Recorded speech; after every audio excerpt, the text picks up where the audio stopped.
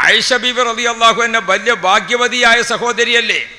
നബി മുഹമ്മദുർ റസൂലുള്ളാഹ് നബി കരീം സല്ലല്ലാഹു അലൈഹി വസല്ലമ തങ്ങൾ വിവാഹം ചെയ്തിരിക്കുന്ന അവിടുത്തെ ഭാര്യമാർ നമുക്കെല്ലാവർക്കും അറിയാം. ആദ്യമായി നബി തങ്ങൾ കല്യാണം കഴിച്ചത് ആരെയാണ്? ബഹുമാനപ്പെട്ട ബീബി ഖദീജത്തുൽ കുബ്ര.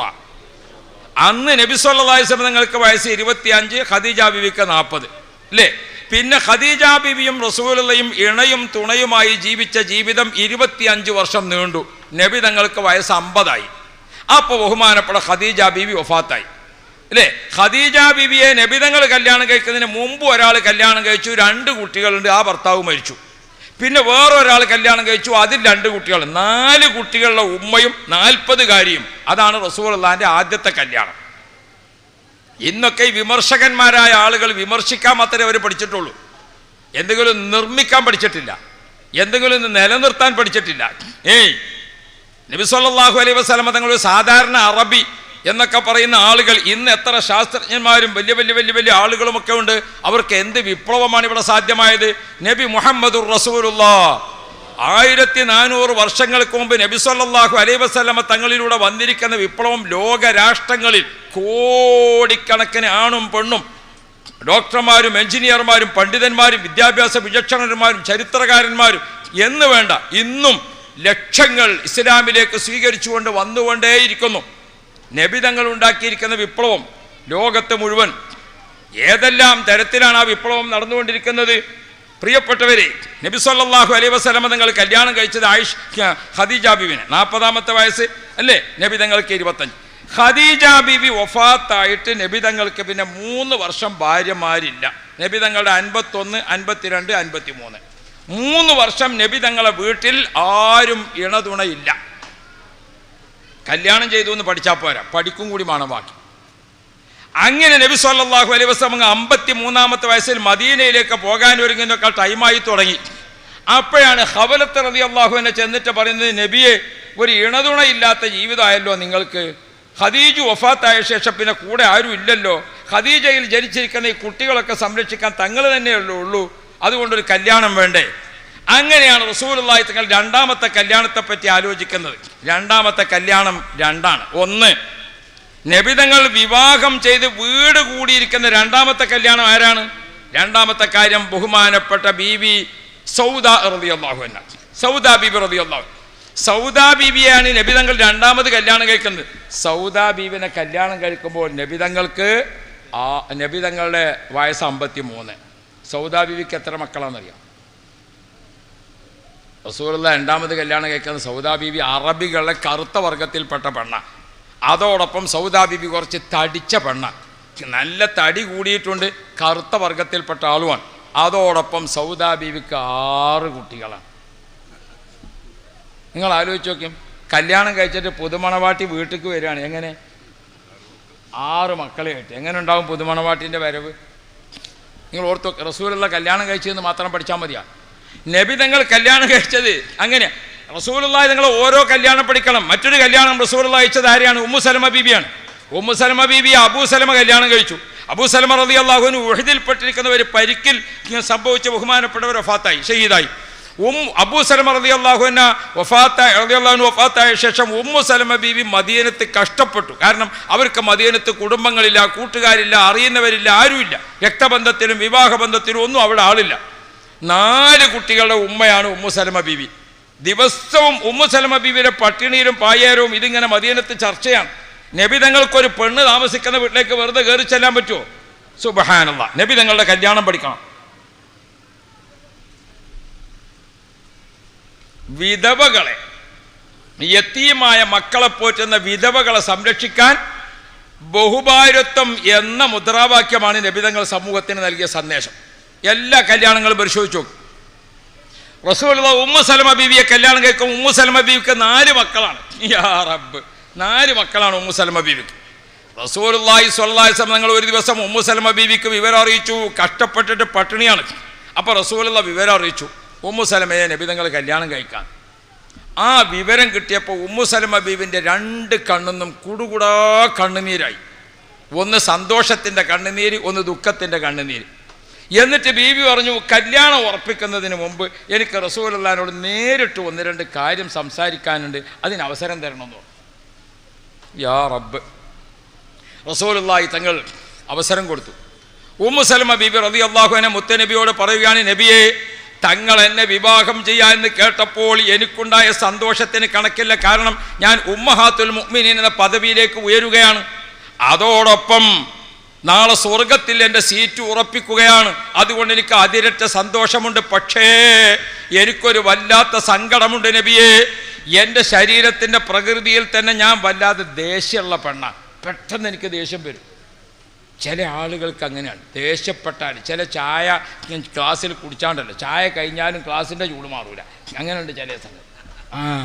ചില യോഗത്തിലൊക്കെ ചില ആളുകൾക്ക് ദേഷ്യം പിടിച്ചാൽ യോഗം പിരിഞ്ഞാലും ഒരു ദേഷ്യം മാറിയിട്ടുണ്ടാവില്ല. ഇങ്ങനെ ചില ആളുകളുണ്ട് അല്ലേ.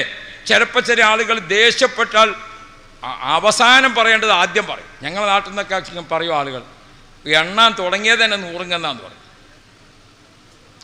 ഞാനിങ്ങനെ ഞങ്ങളുടെ നാട്ടിലൊക്കെ കുറേ മഹല്ലത്തിലെ കാര്യങ്ങളൊക്കെ ശ്രദ്ധിച്ചു പോകുന്ന ആളാണ്. അപ്പോൾ ഇടയ്ക്കിടയ്ക്ക് ഈ വിവാഹ കേസ് വരും, ഭാര്യയും ഭർത്താവും തമ്മിൽ പിണങ്ങിയിട്ട്.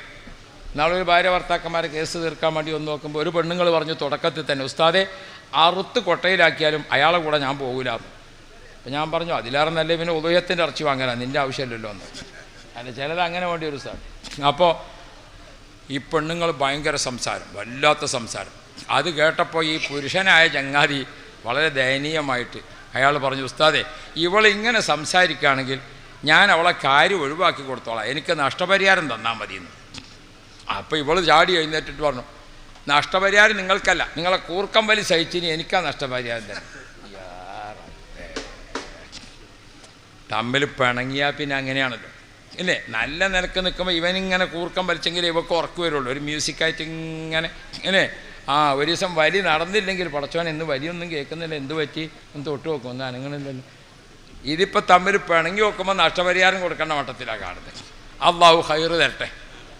പെട്ടെന്ന് സംസാരിക്കും ചില ആളുകൾ.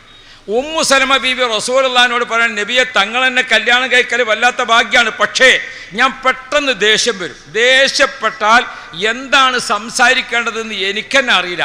അങ്ങനത്തെ ഒരു പ്രകൃതിയാണ് എൻ്റെത്. തങ്ങളും ഞാനും ഇണതുണയായി ജീവിക്കുന്ന സമയത്ത് എനിക്കെങ്ങാനും ദേഷ്യം വരികയും തങ്ങളെ മുഖത്ത് നോക്കി ഞാൻ ദേഷ്യപ്പെടുകയും ചെയ്താൽ എനിക്ക് പിന്നെ നരകത്തിരുന്ന് കരകയറാൻ കൂടൂല. ഇതൊരു വല്ലാത്ത സങ്കടമല്ലേ. അതുകൊണ്ട് ഞാൻ വല്ലാത്ത വിഷമത്തിലാണ് നബിയേ. നിങ്ങൾ ആലോചിച്ച് നോക്കിയും, നിങ്ങളൊരു പെണ്ണ് കാണാൻ വേണ്ടി പോയി, അവൾ പറയാണ് നിങ്ങളോട്, കല്യാണത്തിനൊന്നും കുഴപ്പമില്ല, ഞാൻ നല്ല ദേഷ്യക്കാരിയാണ് കേട്ടോ, അത് സഹിക്കേണ്ടി വരും എന്ന് പറഞ്ഞാൽ നിങ്ങളെങ്ങനെ ഉണ്ടാവും? എന്നാൽ പിന്നെ അതന്നെ ആയിക്കോട്ടെ എന്ന് തീരുമാനിക്കുമോ? നമ്മളെ ബ്രോക്കർമാർക്കൊണ്ടൊരു കല്യാണത്തിന് പെണ്ണ് കാണിച്ചു കൊടുക്കരുത്. ഒരു ചെക്കന് പെണ്ണ് കാണിച്ചു കൊടുത്ത് നോക്കുമ്പോൾ ആ പെണ്ണ് നടത്തത്തിന് ഇങ്ങനെ ചെറിയൊരു ഇത്.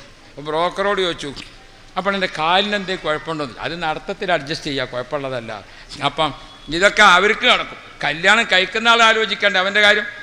ബഹുമാനപ്പെട്ട റസൂലുള്ളാഹിനോട് ഉമ്മു സലമ ബീബി പറയാണ്, നബിയെ, തങ്ങൾ എന്നെ കല്യാണം കഴിച്ചാൽ എനിക്ക് ഭയങ്കര ദേഷ്യമുള്ള ആളാണ്. ആ ദേഷ്യമെങ്ങാനും തങ്ങളെ മുഖത്തേക്ക് പ്രകടിപ്പിച്ചാൽ ഞാൻ കാലാകാലം നരകത്തിൽ കിടക്കേണ്ടി വരും. അപ്പ നബി മുഹമ്മദുർ റസൂലുള്ളാഹ്, അള്ളാഹുവിൻ്റെ റസൂല് പറഞ്ഞു, ഉമ്മു സലമ, നിങ്ങൾ ബേജാറാവണ്ട, നിങ്ങളെ ആ സ്വഭാവത്തിന് മാറ്റം വരാൻ ഞാൻ അള്ളാഹുവിനോട് ദുആ ചെയ്തോളാം. മുഹമ്മദ് മുസ്തഫ. വിമർശകർ പഠിക്കണം, നബി മുഹമ്മദുർ റസൂലുള്ളാഹ് 4 കുട്ടികളുള്ള ഉമ്മയെ കല്യാണം കഴിക്കാൻ ആലോചിച്ച റസൂലുള്ളാഹിനോട് ഉമ്മ പറയാണ്, ഞാൻ വലിയ ദേഷ്യക്കാരിയാണ്. അപ്പോൾ റസൂലുള്ളാഹി തങ്ങൾ പറഞ്ഞു, ആ ദേഷ്യത്തിൻ്റെ മാറ്റം വരാൻ ഞാൻ അള്ളാഹിനോട് ദുആ ചെയ്തോളാം. അപ്പോൾ ഉമ്മു സലമ ബീവി പറഞ്ഞു, എന്നാൽ എനിക്ക് ഒരു കാര്യം കൂടി പറയാനുണ്ട്. അല്ലാഹ്, കെട്ടുന്ന പെണ്ണിനാണ് ഡിമാൻഡ്. ഒരു കാര്യം കൂടി പറയാനുണ്ടെന്ന്. അതെന്താന്ന് ചോദിച്ചു. നബിയെ, എനിക്ക് പ്രായമായില്ലേ? നബി തങ്ങളെക്കാൾ 2 വയസ്സ് കൂടുതലാണോ എന്ന് പറയും. അപ്പോൾ എനിക്ക് പ്രായമായില്ലേ നബിയെ, തങ്ങളോടൊപ്പം ഒരു ഇണയായിട്ട് ജീവിക്കാൻ എനിക്ക് പ്രായമായില്ലേ? അപ്പോൾ റസൂലുള്ളാഹി തങ്ങൾ പറഞ്ഞു, അത് സാരമില്ല, എനിക്കും പ്രായമായല്ലോ, പ്രായത്തിൻ്റെ കാര്യം നമ്മൾ 2 പേരും സംസാരിക്കണ്ടെന്ന് പറഞ്ഞു. അപ്പോൾ ഉമ്മു സലമ ബീവി പറഞ്ഞു, എനിക്കൊന്നും കൂടി പറയാനുണ്ടെന്ന്. എനിക്കൊരു കാര്യം കൂടി പറയാനുണ്ടെന്ന്. അതെന്താ? ഉമ്മു സലമ ബീവി റളിയല്ലാഹു അൻഹ പറഞ്ഞു, നബിയെ, പ്രായം അങ്ങനെ പരിഗണിക്കാം, ബാക്കിയുള്ളതൊക്കെ അങ്ങനെ വിടാം. എന്നാലും ഞാൻ തങ്ങളോടൊപ്പം ഒരു ഇണയും തുണയുമായി ജീവിക്കുമ്പോൾ നബിയേ, ഞാൻ തങ്ങളെ വീട്ടിലേക്ക് പുതുമണവാട്ടിയായി വരുമ്പോൾ എൻ്റെ കൂടെ 4 മക്കളുണ്ട്. നബിയെ, ഞാൻ ഈ 4 മക്കളെ സംരക്ഷിക്കുകയാണോ ചെയ്യേണ്ടത്, അതല്ല തങ്ങൾക്കൊരു ഭർത്താവായി നിൽക്കുകയാണോ വേണ്ടത്? എൻ്റെ ജീവിതത്തിൽ ഞാൻ ഈ പെൺകുട്ടികളെ നോക്കി, ഈ മക്കളെ നോക്കിയിട്ട് അവരെ സംരക്ഷിക്കുന്നതിനിടക്ക് തങ്ങളെ കടമകളൊക്കെ നിർവഹിക്കാൻ എനിക്ക് കഴിയുമോ? അതങ്ങ് പറഞ്ഞപ്പോൾ അല്ലാഹുവിൻ്റെ റസൂൽ പറഞ്ഞു, ഉമ്മു സലമ ഭയപ്പെടണ്ട, കല്യാണം കഴിഞ്ഞാൽ കുട്ടികളെ നമുക്ക് 2 പേർക്കും സംരക്ഷിച്ചുകൂടെ? യാ റബ്ബ് യാ റബ്ബ്. വിശുദ്ധ ഖുർആൻ പഠിപ്പിക്കുന്ന കുടുംബ ജീവിതം. അപ്പൊ അതുകൊണ്ട് നാം ഓർക്കണം, നബി മുഹമ്മദ് മുസ്തഫ അള്ളാഹുവിൻ്റെ റസൂലും സ്വഹാബാക്കളും ഇരിക്കുന്ന സദസ്സിൽ വന്നുകൊണ്ട് കുട്ടിയെ ചേർക്കാൻ വേണ്ടി പറഞ്ഞപ്പോൾ റസൂലുള്ളാഹി തങ്ങൾ ചോദിച്ചു, മോനെ, നിനക്ക് വിശുദ്ധ ഖുർആനിൽ വല്ലതും പാഠമുണ്ടോ? അള്ളാഹിൻ്റെ റസൂലിനോട് ആ ചെറിയ കുട്ടി സെയ്ദ് ബിൻ സാബിത്ത് റളിയല്ലാഹു അൻഹു പറയുന്നു, നബിയേ, ഞാൻ ഖുർആനിൽ നിന്ന് 17 സൂറത്തുകൾ മനഃപ്പാഠമാക്കിയിട്ടുണ്ട്. യാ റബ്ബ്, ഞാൻ ഖുർആനിൽ 17 സൂറത്തുകൾ മനഃപ്പാഠമാക്കിയിട്ടുണ്ട്.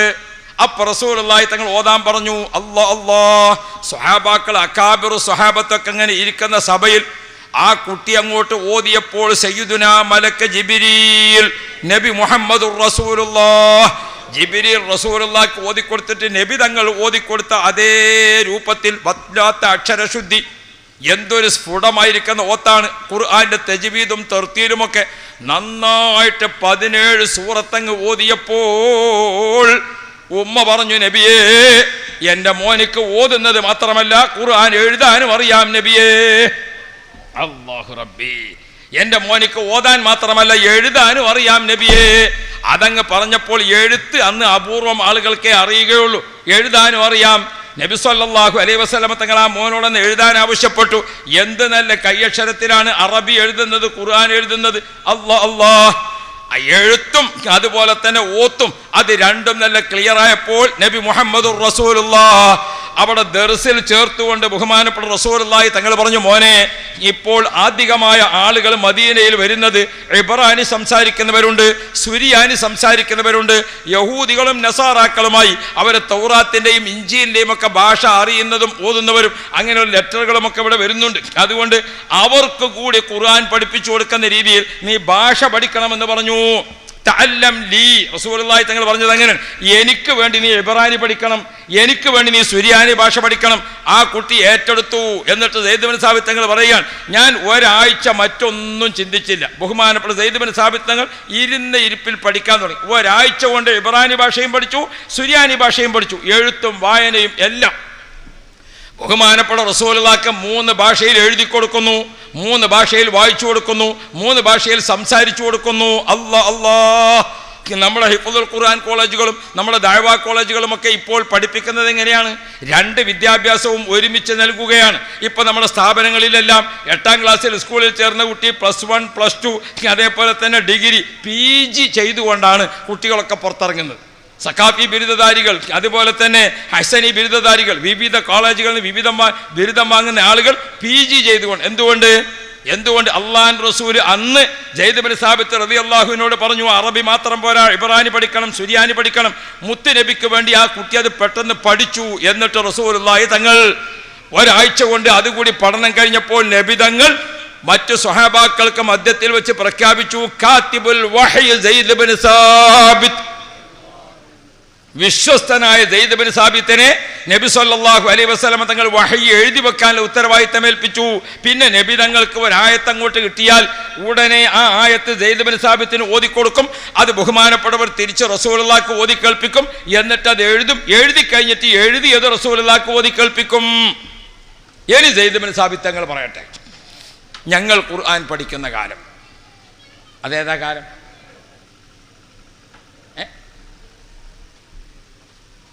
ഞങ്ങൾ ഖുർആൻ പഠിക്കുന്ന കാലം എന്ന് പറഞ്ഞാൽ ഏതാ? നബിതങ്ങളിൽ നിന്ന് ഫ്രഷായിട്ട് ജിബ്രീൽ അലൈഹിസ്സലാമാണ് ഓതിക്കൊടുത്ത ഉടനെ റസൂലുള്ളാഹി ഓതിക്കൊടുക്കുന്ന അക്കാലമാണ്. ഏതിനും അതിൻ്റെ അവ്വലുണ്ടല്ലോ. അല്ലാഹു റബ്ബി, ഒരു ബിരിയാണിയുടെ ചെമ്പ് പൊട്ടിച്ച ഉടനെ ആ ചൂടോടുകൂടെ കിട്ടണം അല്ലേ? അതാണ് അതിൻ്റെ രസം. നമുക്ക് പറഞ്ഞാൽ മനസ്സിലാകണത് വേഗാക്കാന്ന് വിചാരിച്ചത്. അപ്പോ നബി മുഹമ്മദുർ റസൂലുള്ളാഹി നബി തങ്ങളിൽ നിന്ന് ഖുർആൻ പഠിക്കുന്ന കാലമാണ്. അവിടെ സെയ്ദ് ബിൻ സാബിത്ത് തങ്ങൾ, ഉസ്മാൻ ബിൻ അഫ്ഫാൻ തങ്ങളൊക്കെ പറയുന്നുണ്ട്, ഞങ്ങൾ ഖുർആൻ പഠിക്കുന്ന കാലം എങ്ങനെയാണ് പഠിക്കുന്നത്? അവർ പഠിച്ച രീതി പറയുക.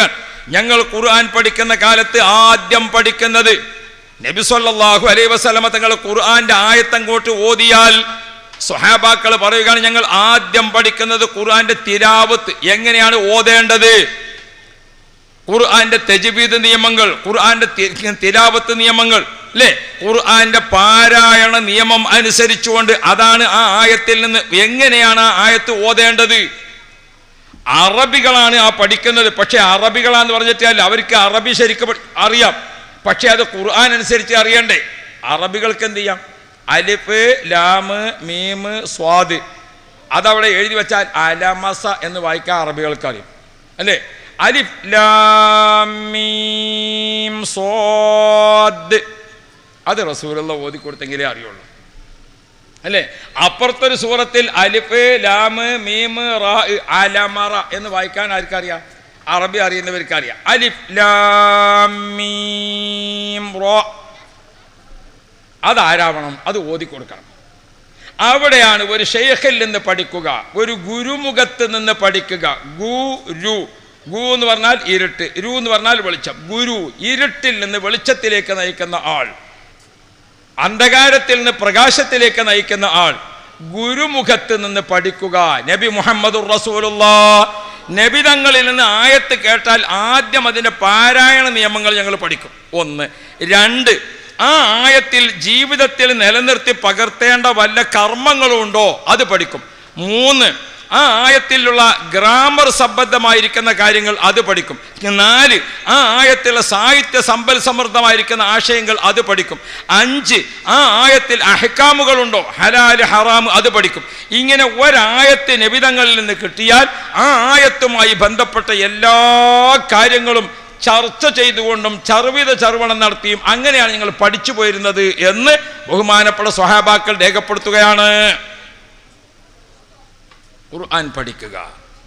നബിതങ്ങളിൽ നിന്ന് ഖുർആനെ സ്വഹാബാക്കൾ ഈ രൂപത്തിൽ പഠിക്കുക. അങ്ങനെ പഠിച്ചിട്ട് സയ്യിദുനാ ഉമർ ഇബ്നുൽ ഖത്താബ് റളിയല്ലാഹു അൻഹു പ്രഖ്യാപിച്ചു. ഉമർ ഇബ്നുൽ ഖത്താബ് റളിയല്ലാഹു അൻഹു സ്വഹാബാക്കളോട് പ്രഖ്യാപിച്ചു, ഇദാ അൻതും തുരീദൂന അൻ തസ്അലു ഇൽമൻ മിനൽ ഖുർആൻ, നിങ്ങൾ ഖുർആനിൽ നിന്ന് വല്ല ഇൽമും നിങ്ങൾക്ക് കിട്ടണമെന്ന് ഉദ്ദേശിച്ചുകൊണ്ട് ഒരാളെ സമീപിക്കുകയാണോ, നിങ്ങൾ ഫസ്അലൂ സയ്യിദ് ഇബ്നു സാബിത്ത്, ഖുർആനിന്റെ ഇൽമുകൾ നിങ്ങൾക്ക് എന്തൊക്കെ അറിയണം അത് നിങ്ങൾ സയ്യിദ് ഇബ്നു സാബിത്തിനോട് ചോദിച്ചോളൂ എന്ന് സ്വഹാബാക്കളെ മധ്യത്തിൽ ബഹുമാനപ്പെട്ട സയ്യിദുനാ ഉമർ ഇബ്നുൽ ഖത്താബ് പ്രഖ്യാപിക്കുകയാണ്. സുബ്ഹാനല്ലാഹ്. ഒരിക്കൽ ബഹുമാനപ്പെട്ട സയ്യിദുനാ അബ്ദുല്ലാഹി ഇബ്നു അബ്ബാസ് റളിയല്ലാഹു അൻഹുമ, റസൂലുള്ളാഹിന്റെ കുടുംബത്തിൽപ്പെട്ട അംഗമാണ് അബ്ദുല്ലാഹി ഇബ്നു അബ്ബാസ് തങ്ങൾ. റസൂലുള്ളാഹിന്റെ അളാപ്പയല്ലേ അബ്ബാസ് തങ്ങൾ, അവരെ മകനാ. മാത്രമല്ല റസൂലുള്ളാഹി അല്ലാഹുമ്മ അയ്യിദു ബി റൂഹിൽ ഖുദ്സ്, ജിബ്രീൽ അലൈഹിസ്സലാമിനെ കൊണ്ട് ഈ കുട്ടിയെ ശക്തിപ്പെടുത്തണേ എന്ന് ദുആ ചെയ്തിരിക്കുന്ന ആളാ. റഈസുൽ മുഫസ്സിരീൻ, ഖുർആൻ വ്യാഖ്യാതാക്കളുടെ പ്രമുഖര. അങ്ങനത്തെ ഇബ്നു അബ്ബാസ് റളിയല്ലാഹു അൻഹു ഒരു ദിവസം മദീനത്തെ പള്ളിയുടെ അടുത്തെത്തിയപ്പോൾ സയ്യിദ് ഇബ്നു സാബിത്ത് റളിയല്ലാഹു അൻഹു എവിടേക്കോ ഒരു യാത്രക്ക് ഇങ്ങനെ ഒരുങ്ങുക. ആ ഒരുങ്ങുന്ന സമയത്ത് മൂപ്പര് യാത്ര പുറപ്പെടുകയാണെന്ന് കണ്ടപ്പോൾ ഇബ്നു അബ്ബാസ് റളിയല്ലാഹു അൻഹു ഓടിച്ചെന്നിട്ട് സയ്യിദ് ഇബ്നു സാബിത്ത് റളിയല്ലാഹു അൻഹു യാത്ര ചെയ്യാനുള്ള ഒട്ടകത്തെ ഒട്ടകത്തെ കൊണ്ടുവന്നിട്ട് സയ്യിദ് ഇബ്നു സാബിത്ത് റളിയല്ലാഹു അൻഹുവിന്റെ അടുത്ത് നിർത്തിയിട്ട് ഒട്ടകത്തെ ഇങ്ങനെ മുട്ടുകുത്തിപ്പിച്ചിട്ട് ഖിദ്മത്ത് തീർത്തു. ഇബ്നു അബ്ബാസ് റളിയല്ലാഹു അൻഹു സയ്യിദ് ഇബ്നു സാബിത്ത് റളിയല്ലാഹു അൻഹുവിന് യാത്ര ചെയ്യാൻ വേണ്ടി ഒട്ടകത്തെ അഴിച്ചു കൊണ്ടുവന്നിട്ട് ഇങ്ങനെ മുട്ടുകുത്തിച്ചിട്ട് ഖിദ്മ ചെയ്തു കൊടുത്തു. അപ്പോൾ സയ്യിദ് ഇബ്നു സാബിത്ത് റളിയല്ലാഹു അൻഹു പറഞ്ഞു, നിങ്ങൾ അഹ്ലു ബൈത്ത് മുത്തനബിന്റെ കുടുംബമാണ്, നിങ്ങൾ ഞങ്ങൾക്ക് ഇങ്ങനെ ഖിദ്മത്ത് ചെയ്യുന്നത് അത് ഞങ്ങൾക്കൊരു വല്ലാത്ത വിഷമമാണല്ലോ. ആ സമയത്ത് ഇബ്നു അബ്ബാസ് തങ്ങൾ പറഞ്ഞു, ഹാക്കദാ ഉമിർതു റസൂലുള്ളാഹി സ്വല്ലല്ലാഹു അലൈഹി വസല്ലം, നബി തങ്ങൾ ഇങ്ങനെ കൽപ്പിച്ചത് കൊണ്ടാണ്. ആലിമീങ്ങളെ ബഹുമാനിക്കേണ്ടതിന്റെ ബഹുമാനം നബി തങ്ങൾ ഞങ്ങളെ പഠിപ്പിച്ചത് കൊണ്ടാണ്. അഅലമുന്നാസി ബിൽ ഖുർആൻ, ഖുർആൻ കൊണ്ട് ഏറ്റവും ആലിമായ നിങ്ങളെ ബഹുമാനിക്കുക എന്നത് ഞങ്ങളെ മുത്തനബി പഠിപ്പിച്ച കാര്യമാണ്. അതങ്ങ് തീരുന്നതിന് മുമ്പ് ബഹുമാനപ്പെട്ട സയ്യിദ് ഇബ്നു സാബിത്ത് റളിയല്ലാഹു അൻഹു ഇബ്നു അബ്ബാസ് റളിയല്ലാഹുവിനെ കൈ പിടിച്ചിട്ട് നല്ലപോലെ ചുംബിച്ചുകൊണ്ട് പറഞ്ഞു, ഹാക്കദാ ഉമിർതു റസൂലുള്ളാഹി, നിങ്ങളാകുന്ന അഹ്ലു ബൈത്തിനെ, നിങ്ങളാകുന്ന മുത്തുനബിയുടെ കുടുംബത്തെ ഇതുപോലെ ബഹുമാനിക്കണമെന്ന് ഞങ്ങളെയും റസൂലുള്ളാഹി തങ്ങൾ പഠിപ്പിച്ചതാണ്. എന്താണ് നമുക്ക് മനസ്സിലാക്കി തരുന്നത്? ആദരിക്കേണ്ടതിനെ ആദരിച്ചും ബഹുമാനിക്കേണ്ടതിനെ ബഹുമാനിച്ചും അനുസരിക്കേണ്ടതിനെ അനുസരിച്ചും ആദാബുകൾ പാലിച്ചുകൊണ്ട് മാത്രമേ ഒരാൾക്ക് ദീനിയായി ആര്യമായി വിജയിച്ച് ആഖിറം സമ്പാദിക്കാൻ സാധിക്കുകയുള്ളൂ. അഹങ്കാരത്തിനുള്ളതല്ല ഇൽമ്, അഹന്തക്കുള്ളതല്ല ഇൽമ്, തമ്മാടിത്തത്തിനുള്ളതല്ല ഇൽമ്. ഇൽമു എന്ന് പറയുന്നത് അത് നമുക്ക് ഉപകാരപ്പെടണോ? അത് ഗുരുമുഖത്ത് നിന്ന് അതിൻ്റെ ആദരവിലും ബഹുമാനത്തിലും സ്വീകരിച്ച് കണ്ട നിങ്ങൾ ഇബ്നു അബ്ബാസ് റളിയല്ലാഹു അൻഹു ബഹുമാനപ്പെട്ട സെയ്ദ് ബിൻ സാബിത്ത് തങ്ങൾക്ക് പോകാനുള്ള വാഹനം തയ്യാറാക്കി കൊടുക്കുന്നു. അവിടുത്തെ പിടിച്ചുകൊണ്ട് ചുംബിക്കൊണ്ട് മറ്റേയാൾ ചുംബിച്ചു കൊടുക്കുന്നു.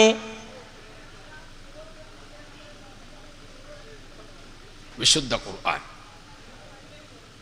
ആ ഖുർആനിനെ പഠിക്കുമ്പോൾ ഇപ്പം നിങ്ങൾ നോക്ക്, നമ്മുടെ ആലിമീങ്ങൾ വിശുദ്ധ ഖുർആനുമായി ബന്ധപ്പെട്ടുള്ള വിഷയത്തിലേക്കാണ് കടന്നാൽ ആലിമീങ്ങൾ അതിൻ്റെ ചർച്ചയിലേക്കാണ്. ഒരായത്ത് കിട്ടുമ്പോഴേക്ക് ആ ആയത്ത് എപ്പോൾ അവതരിപ്പിച്ചു, അത് മക്കയിൽ അവതരിച്ചതോ മദീനയിൽ അവതരിച്ചതോ, മക്കിയോ മദനിയോ, ഒന്ന്. ആ ആയത്ത് നബി തങ്ങൾക്ക് കിട്ടിയത് ലൈലിയോ നഹാരിയോ, രാത്രിയിൽ അവതരിച്ചതോ പകൽ അവതരിച്ചതോ. ആ ആയത്ത് നബി തങ്ങൾക്ക് അവതരിപ്പിച്ചത് സഫരിയോ ഹദരിയോ, യാത്രയിലാകുമ്പോഴാണോ അല്ല നാട്ടിലാകുമ്പോഴാണോ? എന്തെല്ലാം ആണ് അതിനെ സംബന്ധിച്ച് പഠിക്കുന്നത് ഒരായത്തിന്? സുബ്ഹാനല്ലാഹ്. ഞാൻ എൻ്റെ പ്രിയപ്പെട്ട സഹോദരിമാരോട് പറയട്ടെ, വിശുദ്ധ ഖുർആനെ ആയത്തിൽ പഠിക്കാൻ സൗകര്യം ഇന്ന് സഹോദരിമാർക്ക് നല്ല പോലെയുണ്ട്. അഹ്ലുസുന്നത്തി വൽ ജമാഅത്തിൻ്റെ പ്രസ്ഥാനത്തിന് കീഴിൽ തന്നെ ബഹുമാനപ്പെട്ട ശൈഖുന സുൽത്താനുൽ ഉലമയുടെ നേതൃത്വം സ്വീകരിച്ചുകൊണ്ട് തന്നെ നമുക്ക് കാന്തപുരം ഉസ്താദിൻ്റെ നേതൃത്വത്തിൽ ഇപ്പോൾ ആൺകുട്ടികൾക്ക് മാത്രമല്ല പെൺകുട്ടികൾക്കും നല്ല പോലെ പഠിക്കാൻ സൗകര്യമുണ്ട്, നല്ല പോലെ പഠിക്കാൻ സൗകര്യമുണ്ട്. ഇവിടെ നമ്മൾ ഓർക്കണം, ബഹുമാനപ്പെട്ട ബീബി ആയിഷ റളിയല്ലാഹു അൻഹാ,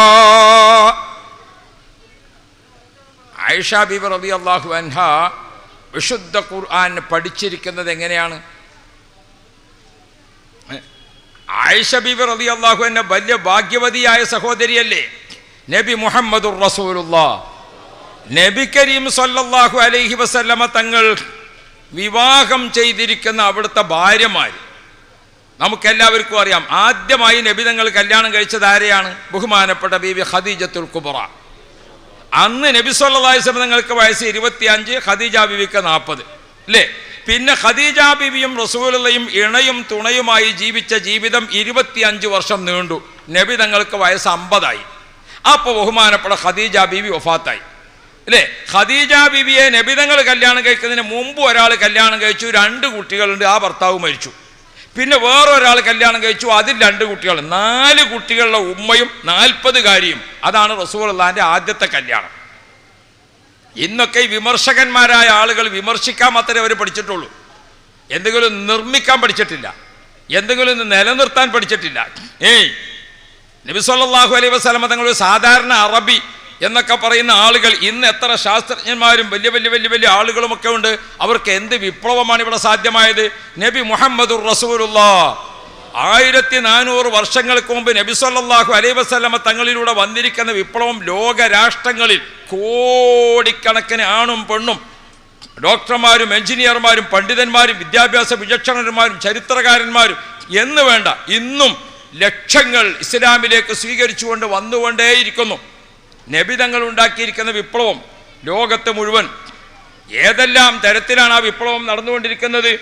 പ്രിയപ്പെട്ടവരെ, നബി സല്ലല്ലാഹു അലൈഹി വസല്ലമ തങ്ങൾ കല്യാണം കഴിച്ചത് ഖദീജ ബീവിനെ 40-ാമത്തെ വയസ്സ് അല്ലേ? നബി തങ്ങൾക്ക് 25. ഖദീജ ബീവി വഫാത്തായിട്ട് നബി തങ്ങൾക്ക് പിന്നെ 3 വർഷം ഭാര്യമാരില്ല. നബി തങ്ങളുടെ 51, 52, 53 3 വർഷം നബി തങ്ങളെ വീട്ടിൽ ആരും ഇണതുണയില്ല. കല്യാണം ചെയ്തു എന്ന് പഠിച്ചാൽ പോരാ, പഠിക്കും കൂടി വേണം ബാക്കി. അങ്ങനെ നബി സല്ലല്ലാഹു അലൈഹി വസല്ലം 53-ാമത്തെ വയസ്സിൽ മദീനയിലേക്ക് പോകാൻ ഒരുങ്ങുന്നൊക്കെ ടൈമായി തുടങ്ങി. അപ്പോഴാണ് ഖവലത്ത് റളിയല്ലാഹു അൻഹ ചെന്നിട്ട് പറയുന്നത്, നബിയെ, ഒരു ഇണതുണയില്ലാത്ത ജീവിതമായല്ലോ നിങ്ങൾക്ക്. ഖദീജ വഫാത്തായ ശേഷം പിന്നെ കൂടെ ആരും ഇല്ലല്ലോ. ഖദീജയിൽ ജനിച്ചിരിക്കുന്ന ഈ കുട്ടികളൊക്കെ സംരക്ഷിക്കാൻ തങ്ങൾ തന്നെയല്ലേ ഉള്ളൂ, അതുകൊണ്ടൊരു കല്യാണം വേണ്ടേ? അങ്ങനെയാണ് റസൂലുള്ളാഹി തങ്ങൾ 2ാമത്തെ കല്യാണത്തെ പറ്റി ആലോചിക്കുന്നത്. 2ാമത്തെ കല്യാണം 2ആണ്. 1, നബി തങ്ങൾ വിവാഹം ചെയ്ത് വീട് കൂടിയിരിക്കുന്ന 2ാമത്തെ കല്യാണം ആരാണ്? രണ്ടാമത്തെ കാര്യം ബഹുമാനപ്പെട്ട ബീവി സൗദ റളിയല്ലാഹു അൻഹ, സൗദ ബീബി റളിയല്ലാഹു അൻഹ. സൗദ ബീബിയാണ് നബി തങ്ങൾ രണ്ടാമത് കല്യാണം കഴിക്കുന്നത്. സൗദ ബീബിനെ കല്യാണം കഴിക്കുമ്പോൾ നബി തങ്ങളുടെ വയസ്സ് 53. സൗദ ബീബിക്ക് എത്ര മക്കളാണെന്നറിയാം? റസൂലുള്ള രണ്ടാമത് കല്യാണം കഴിക്കുന്ന സൗദ ബീബി അറബികളുടെ കറുത്ത വർഗത്തിൽപ്പെട്ട പെണ്ണ. അതോടൊപ്പം സൗദ ബീബി കുറച്ച് തടിച്ച പെണ്ണ, നല്ല തടി കൂടിയിട്ടുണ്ട്, കറുത്ത വർഗത്തിൽപ്പെട്ട ആളുമാണ്. അതോടൊപ്പം സൗദ ബീവിക്ക് 6 കുട്ടികളാണ്. നിങ്ങൾ ആലോചിച്ച് നോക്കും, കല്യാണം കഴിച്ചിട്ട് പുതുമണവാട്ടി വീട്ടിലേക്ക് വരികയാണ്, എങ്ങനെ 6 മക്കളെ ആയിട്ട് എങ്ങനെ ഉണ്ടാവും പുതുമണവാട്ടിൻ്റെ വരവ്? നിങ്ങൾ ഓർത്ത് റസൂലുള്ള കല്യാണം കഴിച്ചതെന്ന് മാത്രം പഠിച്ചാൽ മതിയാ. നബി തങ്ങൾ കല്യാണം കഴിച്ചത് അങ്ങനെ. റസൂലുള്ളാഹി നിങ്ങൾ ഓരോ കല്യാണം പഠിക്കണം. മറ്റൊരു കല്യാണം റസൂലുള്ളാഹി കഴിച്ചത് ആരെയാണ്? ഉമ്മു സലമ ബീബിയാണ്. ഉമ്മു സലമ ബീബി അബൂ സലമ കല്യാണം കഴിച്ചു. അബൂ സലമ റളിയല്ലാഹു അൻഹു ഉഹദിൽപ്പെട്ടിരിക്കുന്ന ഒരു പരിക്കിൽ സംഭവിച്ച ബഹുമാനപ്പെട്ടവർ വഫാത്തായി, ഷഹീദായി. അബൂ സലമ റളിയല്ലാഹു അൻഹു വഫാത്തായ ശേഷം ഉമ്മു സലമ ബീബി മദീനത്ത് കഷ്ടപ്പെട്ടു. കാരണം അവർക്ക് മദീനത്ത് കുടുംബങ്ങളില്ല, കൂട്ടുകാരില്ല, അറിയുന്നവരില്ല, ആരുമില്ല. രക്തബന്ധത്തിലും വിവാഹബന്ധത്തിലും ഒന്നും അവിടെ ആളില്ല. 4 കുട്ടികളുടെ ഉമ്മയാണ് ഉമ്മു സലമ ബീബി. ദിവസവും ഉമ്മു സലമ ബീബിയുടെ പട്ടിണിയിലും പായേരവും ഇതിങ്ങനെ മദീനത്ത് ചർച്ചയാണ്. നബി തങ്ങൾക്കൊരു പെണ്ണ് താമസിക്കുന്ന വീട്ടിലേക്ക് വെറുതെ കയറി ചെല്ലാൻ പറ്റുമോ? സുബ്ഹാനല്ലാഹ്. നബി തങ്ങളുടെ കല്യാണം പഠിക്കണം. വിധവകളെ, യതീമായ മക്കളെ പോറ്റുന്ന വിധവകളെ സംരക്ഷിക്കാൻ ബഹുഭാര്യത്വം എന്ന മുദ്രാവാക്യമാണ് നബി തങ്ങൾ സമൂഹത്തിന് നൽകിയ സന്ദേശം. എല്ലാ കല്യാണങ്ങളും പരിശോധിച്ചു നോക്കും. റസൂലുള്ളാഹി ഉമ്മു സലമ ബീവിയെ കല്യാണം കഴിക്കും. ഉമ്മു സലമ ബീവിക്ക് 4 മക്കളാണ്. യാ റബ്ബ്, 4 മക്കളാണ് ഉമ്മു സലമ ബീവിക്ക്. റസൂലുള്ളാഹി സ്വല്ലല്ലാഹി അലൈഹി വസല്ലം തങ്ങൾ ഒരു ദിവസം ഉമ്മു സലമ ബീവിക്ക് വിവരം അറിയിച്ചു, കഷ്ടപ്പെട്ടിട്ട് പട്ടിണിയാണ്. അപ്പോൾ റസൂലുള്ളാഹി വിവരം അറിയിച്ചു ഉമ്മു സലമയെ നബി തങ്ങൾ കല്യാണം കഴിക്കാൻ. ആ വിവരം കിട്ടിയപ്പോൾ ഉമ്മു സലമ ബീവിൻ്റെ 2 കണ്ണും കുടുകുടാ കണ്ണുനീരായി. ഒന്ന് സന്തോഷത്തിൻ്റെ കണ്ണുനീര്, ഒന്ന് ദുഃഖത്തിൻ്റെ കണ്ണുനീര്. എന്നിട്ട് ബീവി പറഞ്ഞു, കല്യാണം ഉറപ്പിക്കുന്നതിന് മുമ്പ് എനിക്ക് റസൂലുള്ളാഹിനോട് നേരിട്ട് 1-2 കാര്യം സംസാരിക്കാനുണ്ട്, അതിന് അവസരം തരണമെന്ന് പറഞ്ഞു. യാ റബ്ബ്. റസൂലുള്ളാഹി തങ്ങൾ അവസരം കൊടുത്തു. ഉമ്മു സലമ ബീബി റളിയല്ലാഹു അൻഹ മുത്തനബിയോട് പറയുകയാണ്, നബിയെ, തങ്ങൾ എന്നെ വിവാഹം ചെയ്യാമെന്ന് കേട്ടപ്പോൾ എനിക്കുണ്ടായ സന്തോഷത്തിന് കണക്കില്ല. കാരണം ഞാൻ ഉമ്മഹാത്തുൽ മുഅ്മിനീൻ എന്ന പദവിയിലേക്ക് ഉയരുകയാണ്. അതോടൊപ്പം നാളെ സ്വർഗത്തിൽ എൻ്റെ സീറ്റ് ഉറപ്പിക്കുകയാണ്. അതുകൊണ്ട് എനിക്ക് അതിരറ്റ സന്തോഷമുണ്ട്. പക്ഷേ എനിക്കൊരു വല്ലാത്ത സങ്കടമുണ്ട് നബിയെ. എൻ്റെ ശരീരത്തിൻ്റെ പ്രകൃതിയിൽ തന്നെ ഞാൻ വല്ലാതെ ദേഷ്യമുള്ള പെണ്ണാണ്. പെട്ടെന്ന് എനിക്ക് ദേഷ്യം വരും. ചില ആളുകൾക്ക് അങ്ങനെയാണ്, ദേഷ്യപ്പെട്ടാൽ. ചില ചായ ക്ലാസ്സിൽ കുടിച്ചാണ്ടല്ലോ, ചായ കഴിഞ്ഞാലും ക്ലാസ്സിൻ്റെ ചൂട് മാറൂല. അങ്ങനെയുണ്ട് ചില സമയം. ചില യോഗത്തിലൊക്കെ ചില ആളുകൾക്ക് ദേഷ്യം പിടിച്ചാൽ യോഗം പിരിഞ്ഞാലും ഒരു ദേഷ്യം മാറിയിട്ടുണ്ടാവില്ല. ഇങ്ങനെ ചില ആളുകളുണ്ട് അല്ലേ? ചിലപ്പോൾ ചില ആളുകൾ ദേഷ്യപ്പെട്ടാൽ അവസാനം പറയേണ്ടത് ആദ്യം പറയും. ഞങ്ങളുടെ നാട്ടിൽ നിന്നൊക്കെ പറയും ആളുകൾ, എണ്ണാൻ തുടങ്ങിയത് തന്നെ 100 പറയും. ഞാനിങ്ങനെ ഞങ്ങളുടെ നാട്ടിലൊക്കെ കുറേ മഹല്ലത്തിലെ കാര്യങ്ങളൊക്കെ ശ്രദ്ധിച്ചു പോകുന്ന ആളാണ്. അപ്പോൾ ഇടയ്ക്കിടയ്ക്ക് ഈ വിവാഹ കേസ് വരും, ഭാര്യയും ഭർത്താവും തമ്മിൽ പിണങ്ങിയിട്ട്. നാളൊരു ഭാര്യ ഭർത്താക്കന്മാരെ കേസ് തീർക്കാൻ വേണ്ടി ഒന്ന് നോക്കുമ്പോൾ ഒരു പെണ്ണുങ്ങൾ പറഞ്ഞു തുടക്കത്തിൽ തന്നെ, ഉസ്താദെ, അറുത്ത് കൊട്ടയിലാക്കിയാലും അയാളെ കൂടെ ഞാൻ പോകില്ല. അപ്പം ഞാൻ പറഞ്ഞു, അതിലേറെ നല്ല പിന്നെ ഉദയത്തിൻ്റെ ഇറച്ചി വാങ്ങാനാണ്, നിൻ്റെ ആവശ്യമില്ലല്ലോ എന്ന്. അല്ല, ചിലത് അങ്ങനെ വേണ്ടി ഒരു സാർ. അപ്പോൾ ഈ പെണ്ണുങ്ങൾ ഭയങ്കര സംസാരം, വല്ലാത്ത സംസാരം. അത് കേട്ടപ്പോൾ ഈ പുരുഷനായ ചങ്ങാതി വളരെ ദയനീയമായിട്ട് അയാൾ പറഞ്ഞു, ഉസ്താദെ, ഇവളിങ്ങനെ സംസാരിക്കുകയാണെങ്കിൽ ഞാൻ അവളെ കാര്യം ഒഴിവാക്കി കൊടുത്തോളാം, എനിക്ക് നഷ്ടപരിഹാരം തന്നാൽ മതിയെന്ന്. അപ്പോൾ ഇവൾ ചാടി എഴുന്നേറ്റിട്ട് പറഞ്ഞു, നഷ്ടപരിഹാരം നിങ്ങൾക്കല്ല, നിങ്ങളെ കൂർക്കം വലി സഹിച്ചിനി എനിക്കാ നഷ്ടപരിഹാരം തന്നെ. തമ്മിൽ പിണങ്ങിയാൽ പിന്നെ അങ്ങനെയാണല്ലോ ഇല്ലേ? നല്ല നിലക്ക് നിൽക്കുമ്പോൾ ഇവനിങ്ങനെ കൂർക്കം വലിച്ചെങ്കിൽ ഇവക്ക് ഉറക്കു വരുള്ളൂ, ഒരു മ്യൂസിക്കായിട്ട് ഇങ്ങനെ ഇല്ലേ? ഒരു ദിവസം വലി നടന്നില്ലെങ്കിൽ പടച്ചോൻ ഇന്ന് വലിയൊന്നും കേൾക്കുന്നില്ല, എന്ത് പറ്റി ഒന്ന് തൊട്ട് നോക്കും, ഒന്ന് അനങ്ങണില്ലല്ലോ. ഇതിപ്പോൾ തമ്മിൽ പിണങ്ങി നോക്കുമ്പോൾ നഷ്ടപരിഹാരം കൊടുക്കേണ്ട മട്ടത്തിലാണ് കാണുന്നത്. അള്ളാഹു ഖൈറ് തരട്ടെ. പെട്ടെന്ന് സംസാരിക്കും ചില ആളുകൾ. ഉമ്മു സലമ ബീബി റസൂലുള്ളാഹിനോട് പറയാൻ, നബിയെ, തങ്ങൾ എന്നെ കല്യാണം കഴിക്കൽ വല്ലാത്ത ഭാഗ്യമാണ്, പക്ഷേ ഞാൻ പെട്ടെന്ന് ദേഷ്യം വരും. ദേഷ്യപ്പെട്ടാൽ എന്താണ് സംസാരിക്കേണ്ടതെന്ന് എനിക്കെന്നെ അറിയില്ല. അങ്ങനത്തെ ഒരു പ്രകൃതിയാണ് എൻ്റെത്. തങ്ങളും ഞാനും ഇണതുണയായി ജീവിക്കുന്ന സമയത്ത് എനിക്കെങ്ങാനും ദേഷ്യം വരികയും തങ്ങളെ മുഖത്ത് നോക്കി ഞാൻ ദേഷ്യപ്പെടുകയും ചെയ്താൽ എനിക്ക് പിന്നെ നരകത്തിരുന്ന് കരകയറാൻ കൂടൂല ഇതൊരു വല്ലാത്ത സങ്കടമല്ലേ? അതുകൊണ്ട് ഞാൻ വല്ലാത്ത വിഷമത്തിലാണ് നബിയേ. നിങ്ങൾ ആലോചിച്ച് നോക്കും, നിങ്ങളൊരു പെണ്ണ് കാണാൻ വേണ്ടി പോയി, അവൾ പറയാണ് നിങ്ങളോട് കല്യാണത്തിനൊന്നും കുഴപ്പമില്ല, ഞാൻ നല്ല ദേശക്കാരിയാണ് കേട്ടോ, അത് സഹിക്കേണ്ടി വരും എന്ന് പറഞ്ഞാൽ നിങ്ങളെങ്ങനെ ഉണ്ടാവും? എന്നാൽ പിന്നെ അതന്നെ ആയിക്കോട്ടെ എന്ന് തീരുമാനിക്കുമോ? നമ്മളെ ബ്രോക്കർമാർക്കൊണ്ടൊരു കല്യാണത്തിന് പെണ്ണ് കാണിച്ചു കൊടുക്കരുത്. ഒരു ചെക്കന് പെണ്ണ് കാണിച്ചു കൊടുത്ത് നോക്കുമ്പോൾ ആ പെണ്ണ് നടത്തത്തിന് ഇങ്ങനെ ചെറിയൊരു ഇത്, അപ്പോൾ ബ്രോക്കറോട് ചോദിച്ചു ആ പെണ്ണിൻ്റെ കാലിനെന്തേ കുഴപ്പമുണ്ടോ? അത് നടത്തത്തിൽ അഡ്ജസ്റ്റ് ചെയ്യുക, കുഴപ്പമുള്ളതല്ല. അപ്പം ഇതൊക്കെ അവർക്ക് നടക്കും. കല്യാണം കഴിക്കുന്ന ആൾ ആലോചിക്കേണ്ട അവൻ്റെ കാര്യം. ബഹുമാനപ്പെട്ട റസൂലുള്ളാഹിനോട് ഉമ്മു സലമ ബീബി പറയാണ്, നബിയെ തങ്ങൾ എന്നെ കല്യാണം കഴിച്ചാൽ എനിക്ക് ഭയങ്കര ദേഷ്യമുള്ള ആളാണ്, ആ ദേഷ്യമെങ്ങാനും തങ്ങളെ മുഖത്തേക്ക് പ്രകടിപ്പിച്ചാൽ ഞാൻ കാലാകാലം നരകത്തിൽ കിടക്കേണ്ടി വരും. അപ്പ നബി മുഹമ്മദുർ റസൂലുള്ളാഹ്, അള്ളാഹുവിൻ്റെ റസൂല് പറഞ്ഞു, ഉമ്മു സലമ നിങ്ങൾ ബേജാറാവണ്ട, നിങ്ങളെ ആ സ്വഭാവത്തിന് മാറ്റം വരാൻ ഞാൻ അള്ളാഹുവിനോട് ദുആ ചെയ്തോളാം. മുഹമ്മദ് മുസ്തഫ. വിമർശകർ പഠിക്കണം, നബി മുഹമ്മദുർ റസൂലുള്ളാഹ് 4 കുട്ടികളുള്ള ഉമ്മയെ കല്യാണം കഴിക്കാൻ ആലോചിച്ച റസൂലുള്ളാഹിനോട് ഉമ്മ പറയാണ്, ഞാൻ വലിയ ദേശക്കാരിയാണ്. അപ്പോൾ റസൂലുള്ളാഹി തങ്ങൾ പറഞ്ഞു, ആ ദേശത്തിൻ്റെ മാറ്റം വരാൻ ഞാൻ അള്ളാഹിനോട് ദുആ ചെയ്തോളാം. അപ്പോൾ ഉമ്മു സലമ ബീവി പറഞ്ഞു, എന്നാൽ എനിക്ക് ഒരു കാര്യം കൂടി പറയാനുണ്ട്. അല്ലാ, കെട്ടുന്ന പെണ്ണിനാണ് ഡിമാൻഡ്. ഒരു കാര്യം കൂടി പറയാനുണ്ടെന്ന്. അതെന്താന്ന് ചോദിച്ചു. നബിയെ എനിക്ക് പ്രായമായില്ലേ? നബി തങ്ങളെക്കാൾ 2 വയസ്സ് കൂടുതലാണോ എന്ന് പറയും. അപ്പോൾ എനിക്ക് പ്രായമായില്ലേ നബിയെ, തങ്ങളോടൊപ്പം ഒരു ഇണയായിട്ട് ജീവിക്കാൻ എനിക്ക് പ്രായമായില്ലേ? അപ്പോൾ റസൂലുള്ളാഹി തങ്ങൾ പറഞ്ഞു, അത് സാരമില്ല, എനിക്കും പ്രായമായല്ലോ, പ്രായത്തിൻ്റെ കാര്യം നമ്മൾ 2 പേരും സംസാരിക്കണ്ടെന്ന് പറഞ്ഞു. അപ്പോൾ ഉമ്മു സലമ ബീവി പറഞ്ഞു, എനിക്കൊന്നും കൂടി പറയാനുണ്ടെന്ന്. എനിക്കൊരു കാര്യം കൂടി പറയാനുണ്ടെന്ന്. അതെന്താ? ഉമ്മു സലമ ബീവി റളിയല്ലാഹു അൻഹ പറഞ്ഞു, നബിയെ പ്രായം അങ്ങനെ പരിഗണിക്കാം, ബാക്കിയുള്ളതൊക്കെ അങ്ങനെ വിടാം, എന്നാലും ഞാൻ തങ്ങളോടൊപ്പം ഒരു ഇണയും തുണയുമായി ജീവിക്കുമ്പോൾ നബിയേ, ഞാൻ തങ്ങളെ വീട്ടിലേക്ക് പുതുമണവാട്ടിയായി വരുമ്പോൾ എൻ്റെ കൂടെ 4 മക്കളുണ്ട്. നബിയെ ഞാൻ ഈ 4 മക്കളെ സംരക്ഷിക്കുകയാണോ ചെയ്യേണ്ടത്? അതല്ല തങ്ങൾക്കൊരു ഭർത്താവായി നിൽക്കുകയാണോ വേണ്ടത്? എൻ്റെ ജീവിതത്തിൽ ഞാൻ ഈ പെൺകുട്ടികളെ നോക്കി, ഈ മക്കളെ നോക്കിയിട്ട് അവരെ സംരക്ഷിക്കുന്നതിനിടക്ക് തങ്ങളെ കടമകളൊക്കെ നിർവഹിക്കാൻ എനിക്ക് കഴിയുമോ? അതങ്ങ് പറഞ്ഞപ്പോൾ അല്ലാഹുവിൻ്റെ റസൂൽ പറഞ്ഞു, ഉമ്മു സലമ ഭയപ്പെടണ്ട, കല്യാണം കഴിഞ്ഞാൽ കുട്ടികളെ നമുക്ക് 2 പേർക്കും സംരക്ഷിച്ചുകൂടെ? യാ റബ്ബ് യാ റബ്ബ്. വിശുദ്ധ ഖുർആൻ പഠിപ്പിക്കുന്ന കുടുംബ ജീവിതം.